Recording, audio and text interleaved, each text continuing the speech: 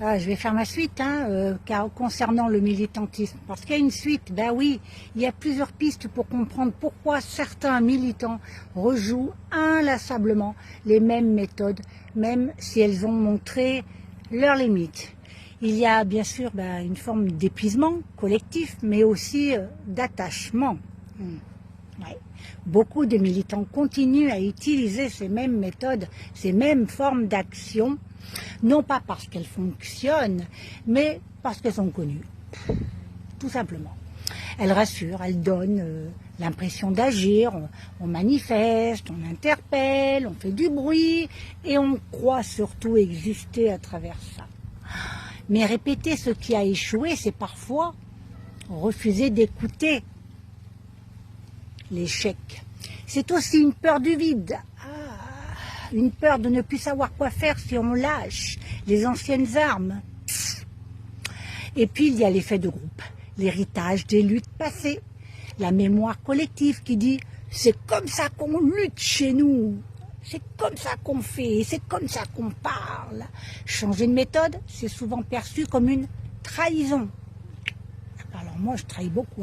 Alors on reste dans la boucle, on rejoue la scène, encore et encore et encore. Ce qu'il faudrait, c'est oser l'inconnu, oser des formes nouvelles, militer sans reproduire, agir sans faire de bruit, parce que ils ont les outils pour le bruit. Ils ont les outils, et pourtant, d'autres chemins existent.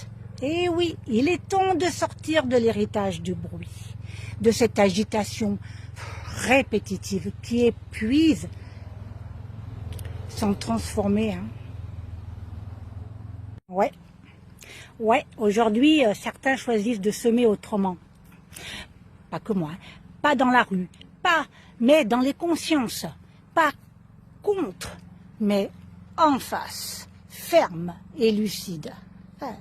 Pas dans le tumulte, mais dans la stratégie silencieuse, dans l'alliance, dans la vibration juste.